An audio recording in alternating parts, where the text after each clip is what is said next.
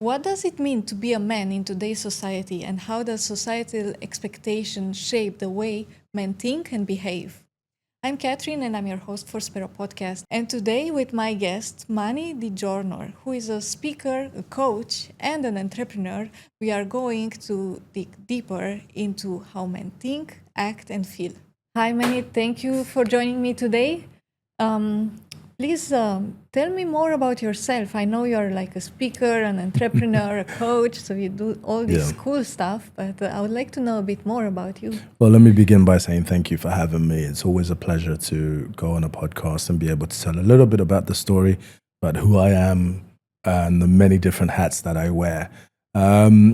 Myself, as you clearly identified, I am a sales coach, I'm a business coach, I'm a life transformation coach. I work with a lot of men and women, but my niche is men. Because I believe that men need a voice in today's world, especially. There's not many places that we can go as men to really talk about the things that we go through generically. So I wear all those different hats, and then outside of that, I also run a media tech organization. Okay, so very complex. I try to be. Yes. I think it's. We need to have diversity in the way that we approach life. You only have one, so try and do as much as you can with it. So I know that one of your projects, it's a mentality podcast, which I guess it's also a community. And this is how I actually came across your page, and I found it very interesting. And as you said, I think this subject about mental health is not really talked enough. That's true. In today's society. So this is what really, stood out for me, and this is why I approached you. Yeah. Mentality actually is made up of 4 pillars. So we have the community arm, we have a services arm, which we're building out, we have an events arm, and then we have the media arm. So the media arm acts as the podcast, the things that we do on TV, radio appearances, and then anything else on socials right across the board. The community arm is bringing people together in settings where they can feel like they have like-minded people that they can speak to. Ultimately creating a space where men, and on certain occasions we also bring women into the fold, but creating these spaces where we can feel like there are other people that actually go through some of the things that we go through, people that are willing to listen, people that are willing to offer their own experiences and grow together from learning. The services arm is the part that I'm really excited about, because what we're doing is we're building out an offering. So should there be a need for men to seek extra help or external help, they have that database and eventually an app where they can go in and say, look, I need help, whether it be physically in the way of personal trainers or nutritionists, whether it be neuroscientists, mentally therapists, coaches, etc. Just a place they can go where they can have a one-stop shop of different services that will serve them in becoming a better version of themselves. And then the events arms is a two-way thing. So we put on our own events, we put on panel discussions, we put on meet and greets, marketplaces, and we also go and contribute to events as well, either through sponsorship or actually being there present to speak to the people. I think that sounds great, and creating this safe space, for men to open up, I think it can really bring an impact in the society. I hope so. Actually, the whole idea of mentality was birthed from something that I went through, a negative experience where I found myself spiraling. And when I managed to navigate that situation, and I was looking for places or people that could help me. But in help, I didn't need any kind of handout. I just needed people to listen and just, understand me. And I couldn't find that. And I thought to myself, surely I can't be the only man that goes through this. And the more people I spoke to, the more I realized that there were many men that were going through their own trials and tribulations, their own experiences. And we needed a place where we can gather these kind of people and have conversations. Since then, we're seeing more groups and more communities pop up. But that was really the reason why I started Mentality. And that was, I think maybe now it would be about 8 years ago. Okay. Yeah. Okay, it's been a while. So, speaking about struggles and life will get inevitably hard sometimes, how do you cope when it's hard? Oh, what a question. How do I cope personally or just as Yes. general? I think personally, I've managed to cultivate a very good group of people that I call my general counsel. I'm a big believer in having different people for different things. So I have a group of Okay. friends who I would go to and really share with them the way I feel, things I'm going through, whether it's positive or negative, and they create the space for that. But also when I need it, they'll give me some kind of guidance or friend mentoring, as I like to call them. I have a wife who serves as an incredible backbone for me. I actually go to her first for everything Oh, I really before. love that. I mean, look, I've been fortunate to have some really superhero women in my life, and I think once you found somebody who's able to support you in the right way, who's able to listen, who's able to create space for you to have that liberty, is very important. So my wife gives me that, and really, I most times when I do speak to her, there's not much that I don't think I can achieve. My mum's another person like that. My sister also. And then outside of that, I have other friends that I will interact with and connect with, whether it be about business or about a new project, or just act as a sounding board for some of the ideas that I may have.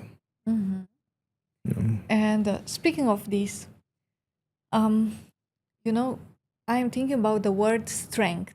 And I would like to know, what does strength mean for you, especially in today's society, when I feel like there is this certain pressure on men to show strength, and vulnerability might be seen as a weakness, which in my personal opinion, it's not true. For me, vulnerability, it's actually a courage, and it's actually the courage to speak about how you feel, Yeah. about your emotions, and to open up. And I think this could potentially save lives if we if we are encouraging Yeah. people to speak up. In today's society, there are so many battles that men are fighting behind the surface that seems composed. I agree. I think for me personally, vulnerability is one of the things that I champion. But I had to learn to champion it in the right way. I think vulnerability is an absolute strength. It's one of my mantras, is what I say to people. And strength for me is being holistically yourself, being, walking what we call our sovereignty, i.e. our own decision making that is not impacted or influenced by other people, taking decisions that we truly believe in, that are not guided by what others want or what others think. And I think we as a whole, society as a whole, and men as a whole, are in the world today so impacted by all the external noise. You've got to look a certain way, you've got to have a certain body type, you've got to be dating a certain kind of woman, you've got to be driving a certain kind of car. And in Dubai, that is all amplified. It's all bigger. So I think for me, vulnerability absolutely is a strength, but vulnerability in the right circumstances, i.e. be vulnerable with the people that you know will champion your vulnerability. And then secondly, not sitting in that vulnerability. There are two types of situations where people are vulnerable to the wrong people, and then it backfires because it's used against them. And there's also this kind of idea that to be vulnerable is just to be weak. It's not.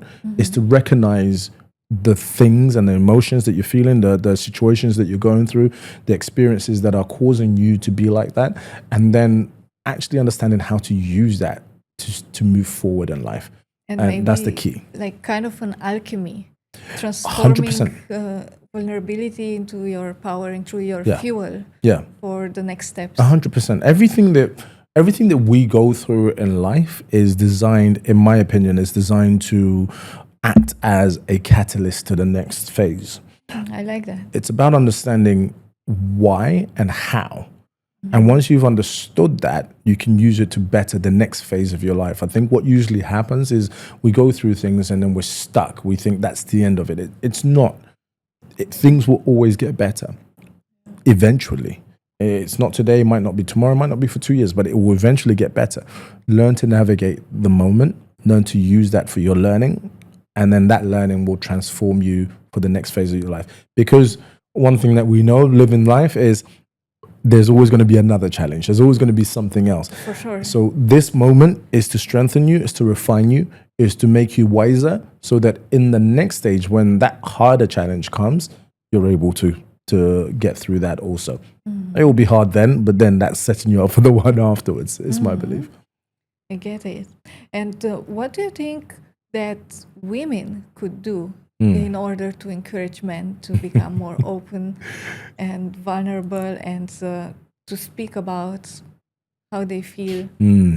This is something that I think about a lot.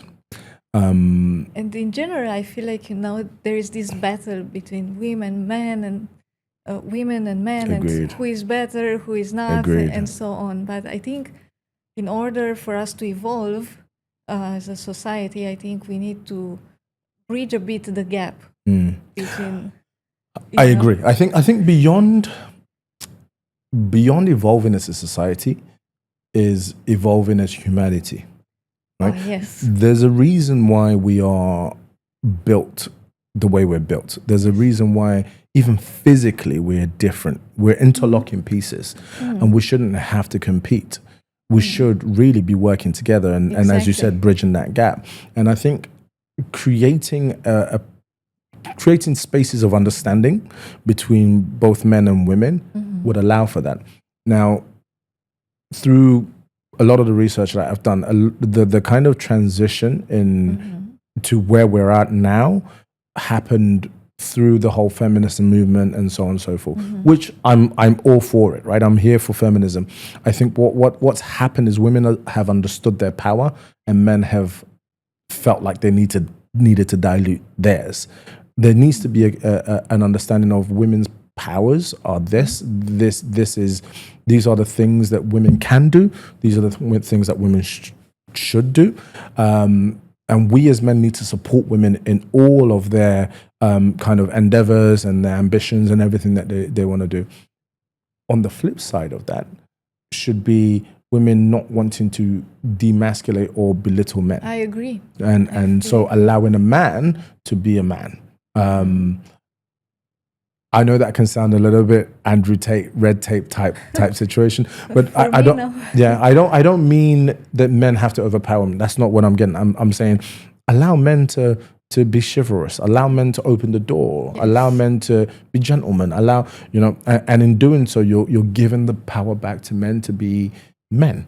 And when men need to do the same thing for women. Empower women, help them transform, push them forward, assist them if they want the help.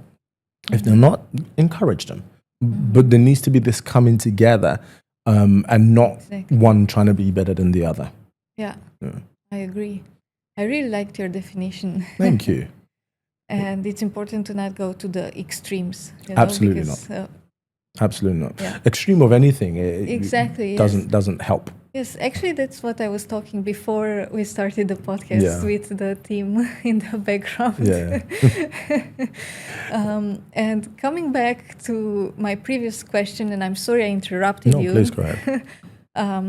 It was about like how women can contribute in a positive way to encourage men to speak more about mental health.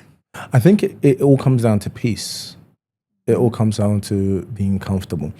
Women have this innate power. They're mothers by nature, right? And they have nurturing side. Correct. So create a space where it feels safe. I think over time, women have used men's vulnerabilities against them. So for a man, it's hard for a man to go to his woman or the women around him and say, "Oh, look, this is what's happening. I've lost my job. I'm not feeling good about money. There's pressures. I'm not feeling good today." Right? But if a woman creates a space where she makes it safe for him to come and do that, and then try and find a way to work together on that, I think that's the starting point. And once that can be created, everything else happens. I spoke about my wife being one of the people, like one of the superheroes. System, and it's exactly that, is I feel like I can go to her with anything. even the most negative of situations. And she creates a space for me to be able to feel like, okay, cool. Here are the problems. Now, what do we do about it? Yes. Right? And we work together. And in some cases, working together isn't her doing anything. It's her just saying, well, you've got this. You can do this. Yes. And I think that's where it begins. It's just creating the space. Indicatively, as men, we're designed to fix things. We're designed to be problem solvers. We're solution oriented. And so once we have the freedom to be able to tap into the solution, the rest falls in place. We just need that freedom. Okay. And speaking about the men's role in society, and which are some values that a responsible man should live by? Honesty, number one. Integrity. I think we've lost integrity in the world today amongst everyone, but more so amongst men. I agree. Be strong in your decisions. We sway too much. There's too much noise. There's all the pressures of media and socials and friends that we don't stand according to who we are.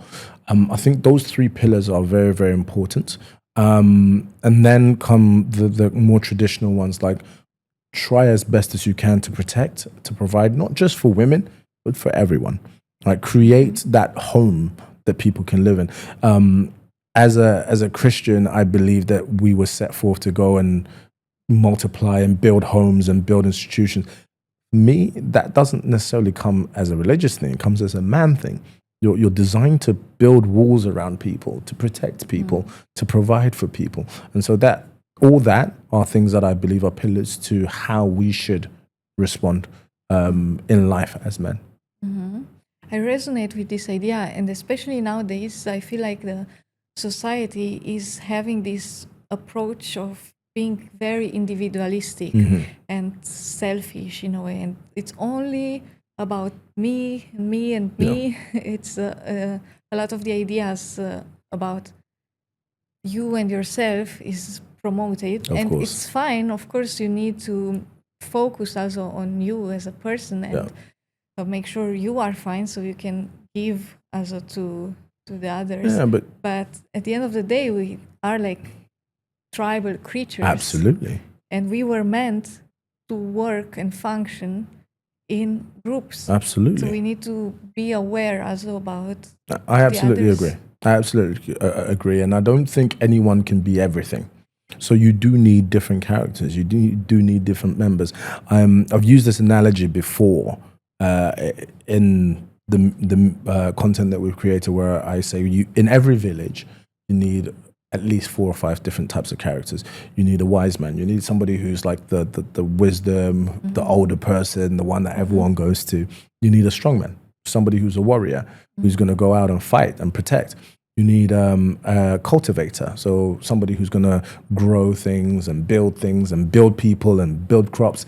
You need the party person, so somebody who's going to make everyone happy and enjoyable. Then you need the mother figure, somebody who's going to be nurturing and caring and so on and so forth. So without all these, there is no community. So community is definitely part of who we are. It's our nature. We were never built to be alone. I think the devices of, and when I say devices, the devices of society today are designed to separate us from each other so that we're more easier manipulated, without getting too much into politics. If you're alone, then you only survive alone. Then there's no help. And so when things are going wrong, it's easier just to not do anything. When you're in a group, there's more people to contribute to the experience. So you can build faster, you can build bigger, you can do better things. There's a saying that if you want to go fast, go alone. If you want to go far, go together. Right? Oh, I like that. Yeah. And also, historically speaking, like responsibility came earlier in life, in terms of getting a job, getting married, having responsibility on your shoulder. And nowadays, I feel like things are shifting in a way that jobs or career becomes something shaky, unstable. Marriage is postponed until very late, and then responsibility becomes optional in a way.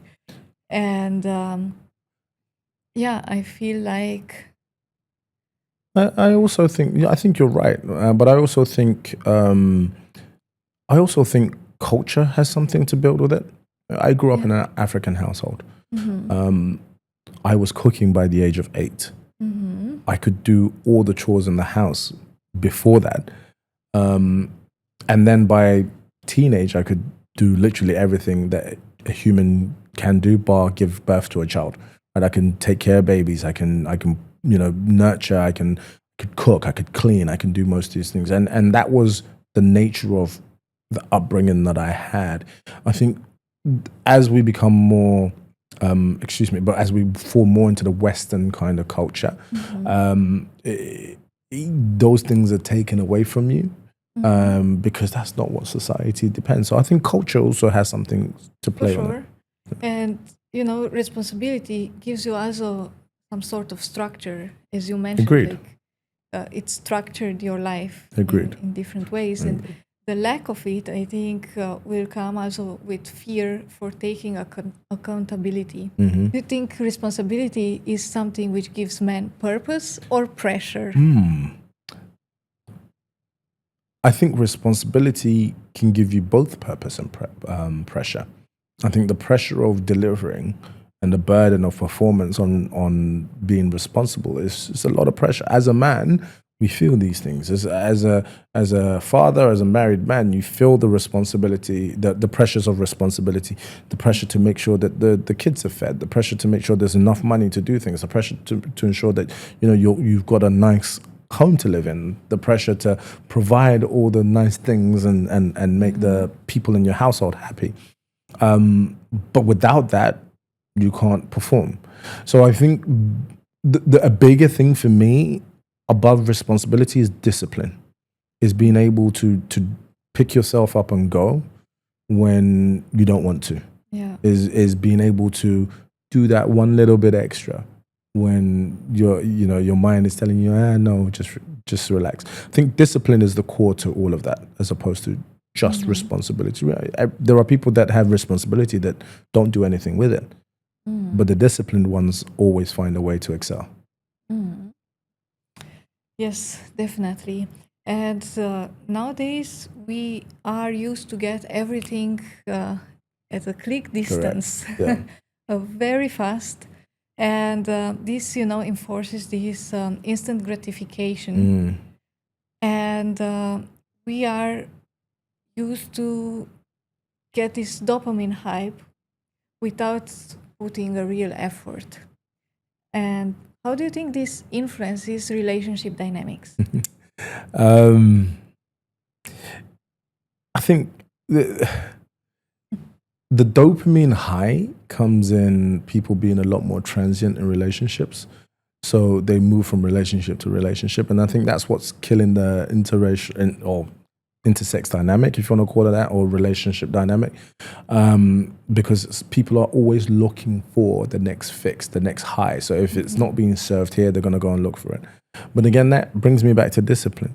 If you know that the dopamine spike needs work, depends on discipline, that the spike is going to be better if you build a foundation, then your viewpoint is different than trying to search for small little sound bites of highs, as opposed to having this one big everlasting high, right?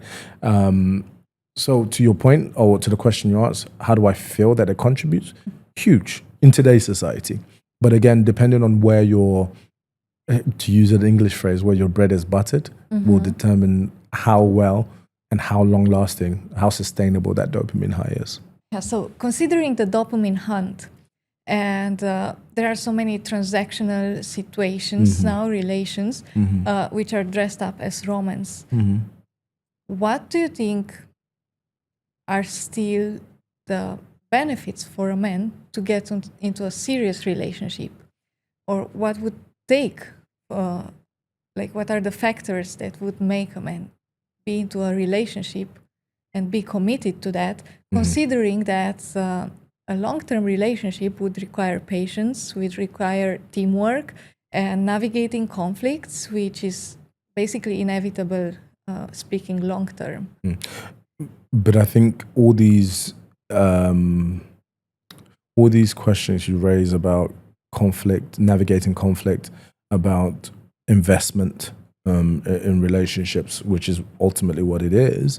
I think all these things are come back to being wholly a man and standing in your decision. What are the benefits of being in a long-term relationship? You have your person. You have that person that you can build life with. And I think one of the things that a lot of people need to really learn to cultivate in a relationship is communication. Now, you can't have good, strong understanding amongst people if that communication isn't worked on. So there is something to say that I want to build something with one person. I want to create life with one person. I want to move forward with one person.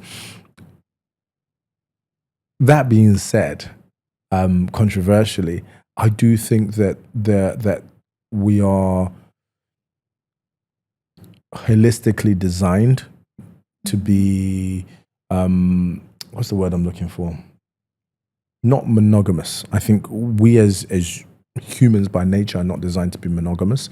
However, I think being in a monogamous situation or a monogamous marriage or a monogamous relationship has incredible benefits. And that's designing a life together with somebody who you can share those experiences with. And, you know, historically, when we look at those monogamous relationships that last, these people generally tend to be very, very, very happy. A lot more happier than the ones that are just bouncing from one relationship to the other. I think it stimulates you to become a better person. It stimulates your emotional intelligence. And I think with the right person, absolutely. Exactly, yeah. With the right person. Yeah. With two people that are absolutely invested in working out a relationship, with two people that are absolutely invested in making the other person better, building the other person, creating space for the other person to grow, absolutely stimulates you. And in doing so, you grow yourself. The faults come in when you're not able to communicate exactly what it is that you desire or what you want, how you want to be loved, or being disciplined enough to live by it. And that's when it goes wrong. But yeah, no, there's incredible benefit in building that with somebody.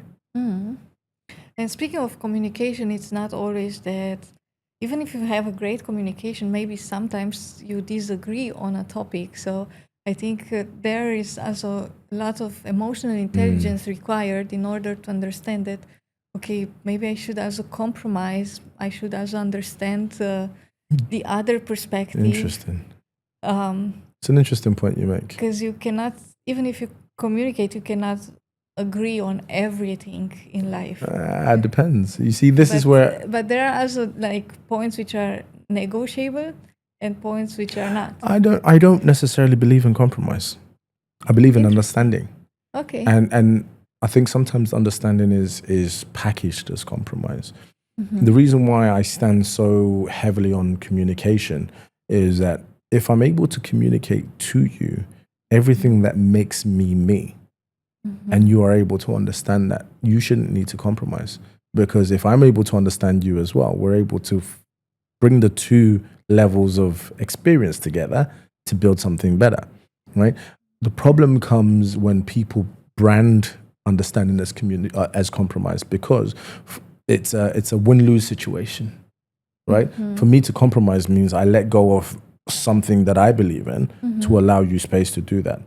But to understand you and say, this is what serves you, and for me to say, okay, cool, I understand that. I will do everything in my power to make sure that you are served, but to make sure that I'm happy to do it. That's not compromise. That's understanding. Interesting point. Yeah. So I think communication is an absolute superpower that you can have as a person, because I can teach you what I'm 41, right? Okay. It's taken me 41 years. I wouldn't have said, to be honest. You look younger. Thank you. It's taken me 41 years to be who I am. I can't change that in the space of 2, 3, 4, 5, 10 years even, because it just doesn't balance, right? So, but if I can communicate to you through those 41 years, these are the experiences that I've had. These are the things that have impacted me positively or negatively. These are the things that I enjoy. This is how I feel loved. This is how I like to give love. Now you can serve within my circumstances in a way that I find appeals to me. Flip that around. If you're able to communicate the same with me, I'm able to serve you and keep you happy. Now, there's no compromise there. That's just me giving to you the things that make you feel loved, make you feel special, make you feel human, make you feel appreciated. It's not compromise then. I'm looking after you, I'm serving you, I'm uplifting you, I'm empowering you. And I think once for me anyway, once I understood that and I diluted the idea of compromise, everything else was special. You know, I see in the way you speak, I can sense the confidence in you. And I would like to know, is this something which you built throughout time, or you were just born like this? I definitely wasn't born like this. I've been blessed to have gone through many experiences. I've evolved through many situations, and I've come out, both negative and positive situations. I've come out on the other side, and I spend a lot of time really questioning life, really questioning decisions, both mine and the decisions that are made by people around me. I spend a lot of time talking to people, older people, younger people, children. I really understand, or try to understand, why people live the way they live. So I guess what you see is confidence, I would class as experience. Research shows that most of the men would display an avoidant attachment style, while women tend to show more an anxious attachment style. And of course, it's not a universal truth. It depends on many factors and cultural and personal experiences. And the avoidant attachment style is characterized with avoiding. It says the definition already is in the word, avoiding emotional closeness and prioritizing the independence over getting involved too deep with the person. Right. What is the difference between how men feel and how they act? And why do you think they withdraw when there are emotions deeply involved? I think that's indicative of the way that we're brought up. I mean, if you look at children from a very, very young age, male children more so, we are taught not to feel things, right? If a boy falls down, what is he told? Get up, you're fine. You're boy, you'll be fine. If he's sad, he's told, why are you crying for? You're a boy, you're not supposed to cry. The flip side, if a girl cries, what happens?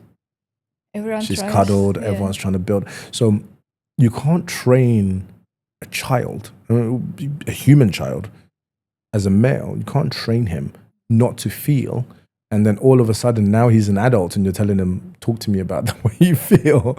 It doesn't make sense. Nor can you tell a female child, feel everything. And then she's an adult and she's told, actually go out and be strong and be this strong woman. It just doesn't work. So I read a lot of these studies and I hear about men being avoidant and so on and so forth. It's what we've been told. It's what we've been taught. It's what society has taught us today. Now, if you go back maybe 200 years, 300, it wasn't like that, because men were kept under the fold and women were put in the corner. It was the total flip opposite, right? Because men were the ones that were going to make money. So they were looked after. And even today, if you go into certain cultures, male children are more appreciated than female children because they bring money, they have value. Now, I'm not saying it's right. It's absolutely not right. But all these studies, all they do is cover a short period of time and tell us, oh, but men are avoiding them. We're not. We've just been trained differently. What we should be doing is, rather than looking at these studies and saying, well, men are avoidant, is find out how we can change the narrative. What do we do to make men non-avoidant? Can we start training men to not be weak, but understand what they feel? It's okay to feel hurt It's okay to feel sad. It's okay to feel vulnerable. It's okay to feel scared. Now, what do you do about it? Right? A powerful message. And this is what we need to teach young boys, as opposed to don't feel, because those young boys then later on become men. Yeah. And they can't associate with women because they don't know how to tap into that side of them. So we need to change the way in which we teach children, as opposed to do all these studies. We know all these things. We train it. Yeah, powerful. Okay, now let's move on to our last chapter, which is a very quick myth or truth. Sure. Is it a myth or a truth that if a man wants space, does it mean that he lost interest? Absolutely not. I think is a myth. If a man wants space, it's not a loss of interest. It's a moment to understand that thing that he's feeling. We spoke a little bit about men being taught not to feel. So if a man wants space, he wants to kind of compartmentalize, understand, what is this feeling that I'm going through? What is this thing that's going through? It doesn't mean he's lost interest. He just needs to breathe. He needs a moment to understand. So no, it's not true. Okay. The next one, myth or truth? Men struggle to form deep friendships with other men because the society taught them to compete. I think women compete more than men, so I think that's a myth. No, I think it's survival of the fittest, right? So we always taught that you've got to be stronger, faster, bigger, more clever. It's survival of the fittest. You go back in time again and you look at the nature of how things happen. Men who were not strong ended up dying early because they didn't have the ability to fight and get food. Men who were not wise could not make good decisions.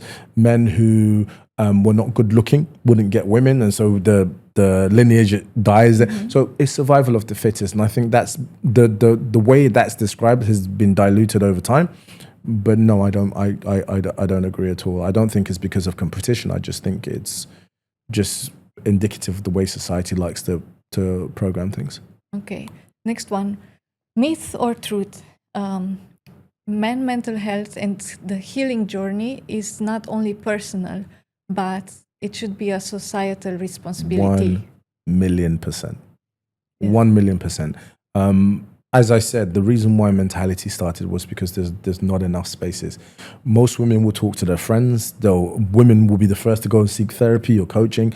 Men, on the flip side, don't, because there's not many spaces for us to feel safe enough to be vulnerable. So it needs to be a society thing. We need to make these spaces available, but we need to make these spaces for each other. So yes, absolutely. It takes a village. Okay, great. Thank you so much for joining me today. It was a pleasure. And I think there were so many insights about how men behave and how men think. And I am glad that you were my guest today. Thank you for having me. I mean, it's always so great when we're able to have these conversations, because they're not conversations that are often had. So any opportunity to kind of peel the cover on how men feel sometimes and the things that we go to is a great opportunity to progress humanity. So thank you for having me. It's been an absolute pleasure.